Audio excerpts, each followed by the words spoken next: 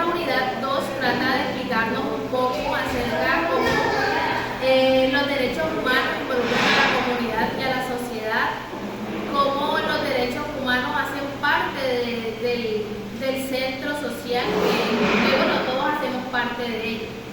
Y bueno, en el día de hoy tenemos aquí a la profesora Ligia.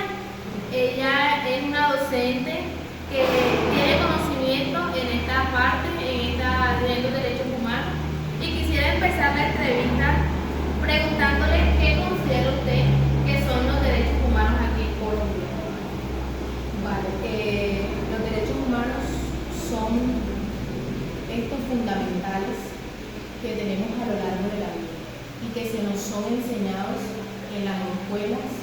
Por ejemplo, el derecho a la vida fundamental, el derecho a la escuela, a un estudio, a una vivienda digna, y que son básicamente componentes que nos ayudan al final de la vida a poder tener un mejor desarrollo en la sociedad, en la comunidad.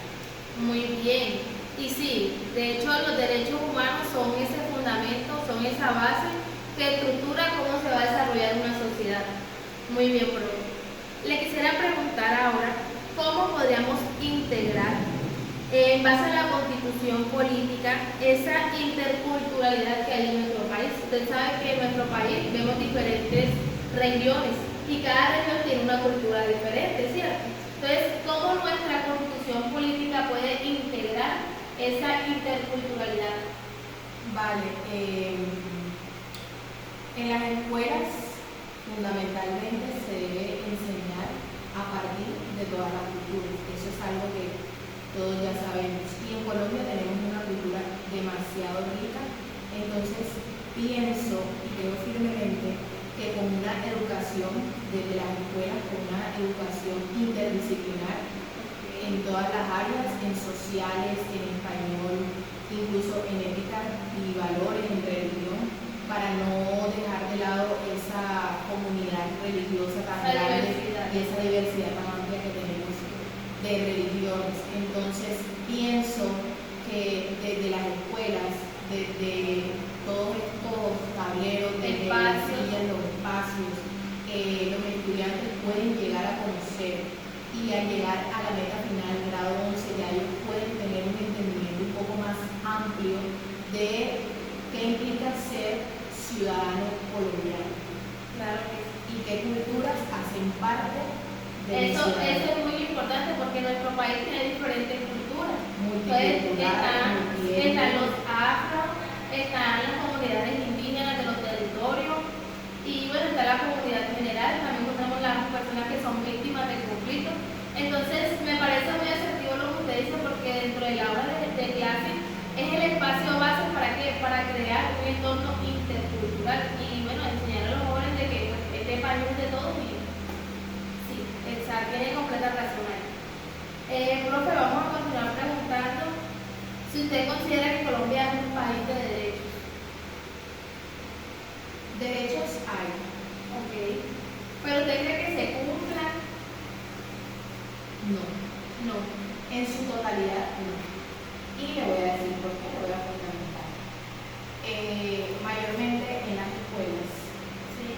al ser de pronto un país que tiene muchas religiones, todavía existe esa brecha en donde no se respeta en su totalidad o no se pone en práctica el respeto a la religión del estudiante en su totalidad. Y eso es algo que al final como que cohíbe al estudiante de poder tener esa libre expresión. Y vamos a finalizar con esta pregunta que dice, ¿cómo influye la era digital en la ciudadanía? Es decir, ¿cómo ve usted ahora mismo esta era tecnológica, sobre todo la inteligencia artificial, los juegos digitales que tienen a los jóvenes sumergidos en eso? ¿Y cómo afecta como tal el entorno social, la participación ciudadana sobre todo? ¿Cómo ve usted esa influencia? Esa influencia tiene influencia positiva y influencia negativa. Y yo creo que ya todos como que tenemos claro eso. Porque lastimosamente en este siglo XXI la era totalmente virtual. Los jóvenes de hoy en día buen uso de las herramientas tecnológicas que les ofrece el mundo. Entonces, pasan todos estos acontecimientos de violencia, ciberbullying, y que ellos, al no tener conocimiento o al no ser de pronto un tema que se abarque profundamente en las escuelas, ellos inconscientemente cometen ciberbullying, ciberacoso, o en otros casos. Se ven muchas cosas. Exactamente. Sí, y yo también pienso que esta era digital también como que crea como que barreras, crea limitaciones sobre todo para las relaciones interpersonales que se dan, porque creemos que todo se ve desde un punto de vista tecnológico, pero a veces se necesita hablar, comunicarse, Claro. y eso cómo se logra, hablando de sentarnos, hablando sí, y a veces la era digital lo que hace es alejarse, Limitar. y como los jóvenes nacieron dentro de esa tecnología, a veces no ven la diferencia. Entonces, digamos que la participación ciudadana a veces podría haber un poco limitada, ¿cierto? Sí.